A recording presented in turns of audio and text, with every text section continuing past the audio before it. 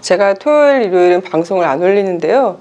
어제 규제가 강화되고 또 다른 중요한 내용들도 많아서 오늘 영상을 찍어봤습니다.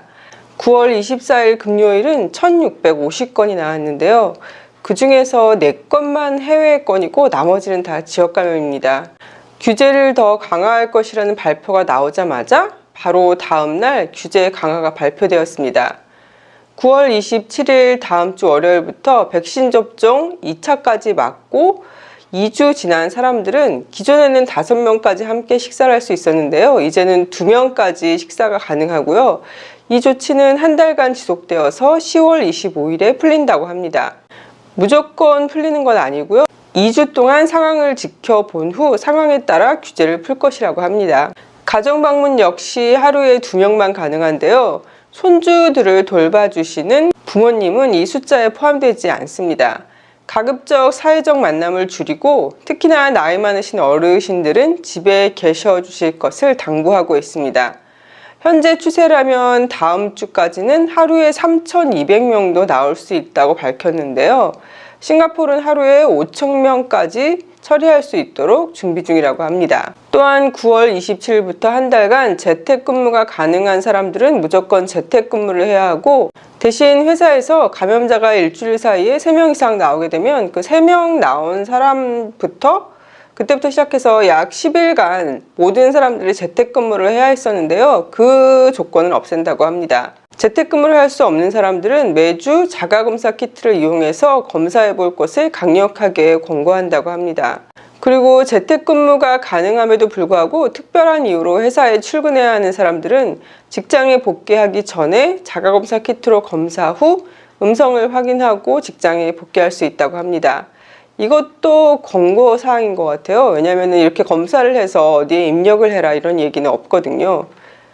모든 초등학생들은 다음 주부터 온라인 수업을 시작해 기존 계획보다 하루 더 연장된 10월 7일까지 하게 되는데요. 그러면 10월 8일 금요일은 싱가포르 어린이날이거든요.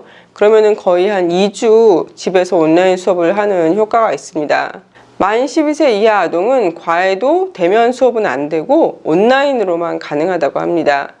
이렇게 하는 이유는 아직 백신을 맞지 못한 만 12세 이하의 어린이를 보호하기 위함이라고 밝혔습니다.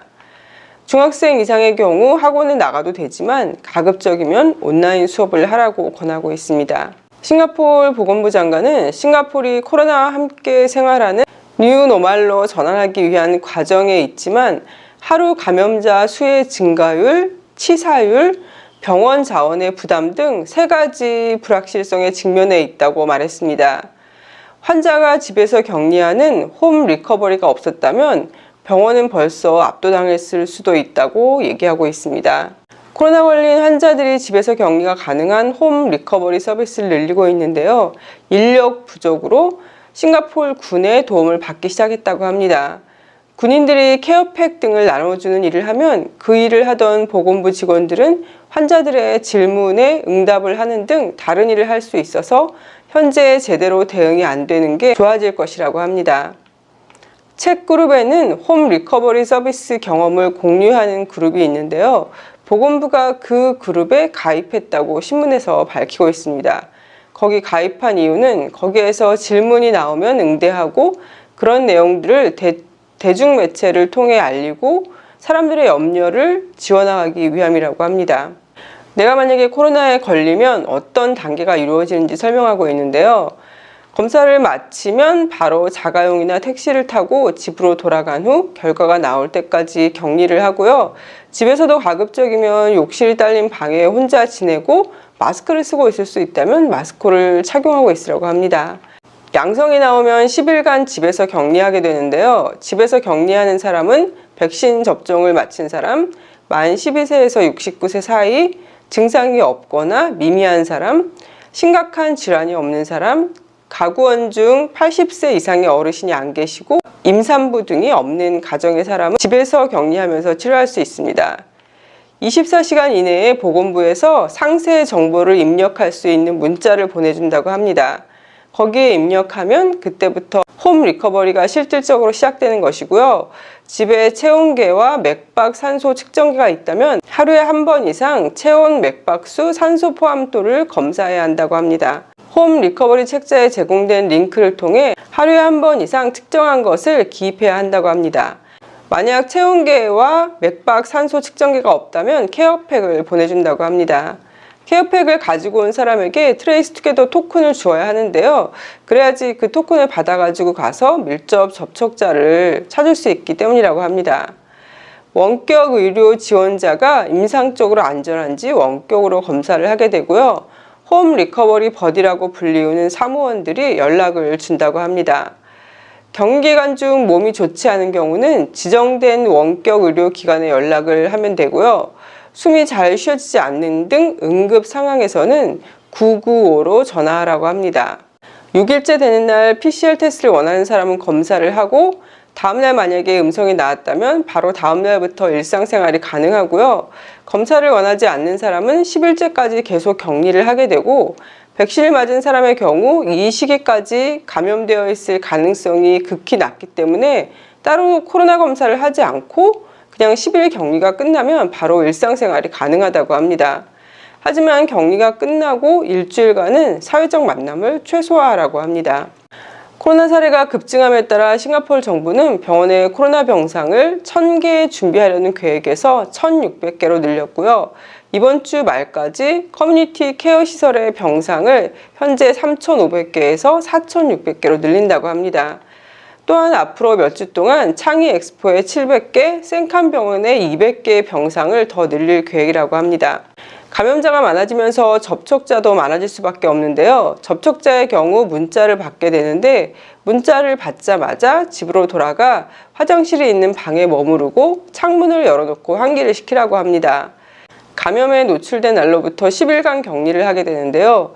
코로나 검사를 하러 병원에 가는 걸 제외하고는 외출이 금지됩니다. 코로나 검사는 격리를 시작할 때와 마칠 때 2번 하게 되는데요. 문자에 코로나 검사 예약할 수 있는 링크가 같이 오나 봐요. 거기에서 예약을 하고 가면 된다고 합니다. 코로나 검사를 하러 가면 자가검사 키트도 받게 되는데요. 격리 기간 중 매일 자가검사 키트로 검사를 한 후 지정 웹사이트에 결과를 낮 12시 이전까지 입력해야 한다고 합니다. 그리고 감염자와 접촉자라서 이렇게 집에서 격리하라는 문자를 받고 격리 도중인데 또 중간에 헬스 리스크 워닝이나 알람 문자가 왔다면 이렇게 집에서 격리하는 쿼런틴이 우선된다고 합니다.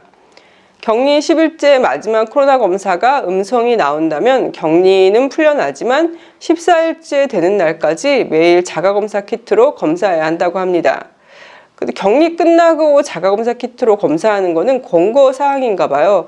여기에 대해서는 어느 사이트에 들어가서 결과를 입력해야 된다 이런 얘기는 없거든요. 그런데 좀 이상한 게 코로나 환자는 10일째 되는 날 코로나 검사 안 하고 격리가 해제되는데 왜 코로나 환자도 아니고 그냥 환자를 접촉한 사람인데 그 사람은 코로나 검사를 2번이나 하고 매일 자가검사 키트로 검사해서 기록해야 되는지 모르겠습니다.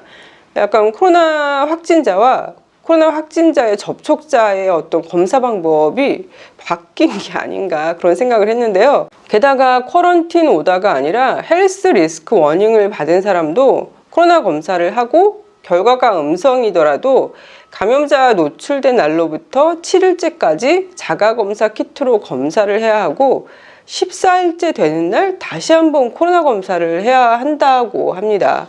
이것도 좀 이상하죠. 코로나 확진자는 6일째 되는 날 PCR 검사를 해서 만약에 음성이면 그냥 일상생활을 할 수 있고 그리고 6일째 되는 날 검사를 하지 않겠다라고 선택한 사람은 10일째 되는 날 그냥 PCR 검사 없이 일상생활이 가능한데 코로나 확진자의 접촉자는 10일째 되는 날 코로나 검사를 해서 음성이 나와야지만 일상생활이 가능하고 또 10일째 되는 날까지 매일매일 자가검사 키트로 검사를 해야 하는 거고요. 이렇게 접촉자라고 쿼런틴 하라고 받지 않고 헬스 리스크 워닝을 받은 사람들은 이렇게 예를 들어서 이제 감염자가 있는데 감염자가 제가 어제 1시간 동안 누가 밥을 먹었어요 이렇게 밝히면 그 사람은 접촉자가 되는 거고요. 근데 그 사람의 트레이스투게더 앱을 조사해 봤더니 이제 이 사람 주변에서 꽤 장시간 어떤 사람이 함께 있었다. 식당에서 예를 들어서요. 그럼 그런 사람 같은 경우에는 헬스 리스크 워닝을 받는 거거든요. 그러니까 아주 바로 가까이 있었던 게 아니니까 그만큼 감염자의 접촉자보다는 위험이 조금 줄어드는 거잖아요.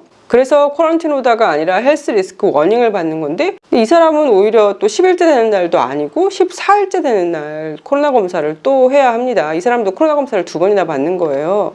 코로나 감염자의 기준이 코로나 걸리고 나서 10일째라고 하니까 쿼런틴이나 헬스 리스크 워닝을 받는 사람도 어떤 격리 기간이나 검사해야 되는 기간이 똑같이 10일로 정해지면 좀 덜 헷갈릴 것 같습니다.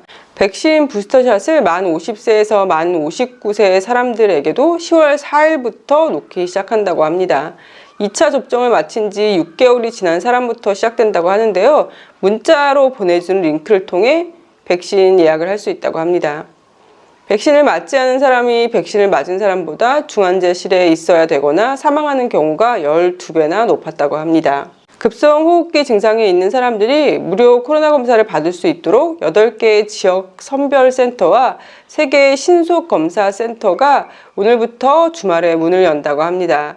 예약해서 갈 수 있고요. 당일 방문 2시간 전까지 예약이 가능하다고 합니다. 어느 지역에 있는지 알 수 있도록 설명란에 그 지역을 설명해주는 웹사이트 주소를 걸어 놓을 건데요. 그 웹사이트에 들어가시면은 거기에서 또 예약하는 웹사이트에 들어갈 수 있는 링크가 걸려 있거든요. 한번 필요하신 분들은 한번 참고해 보시기 바랍니다. 코로나 감염 건수가 계속 늘어나고 있으니까요. 건강 조심하시기 바랍니다. 그럼 오늘도 건강하고 행복하세요.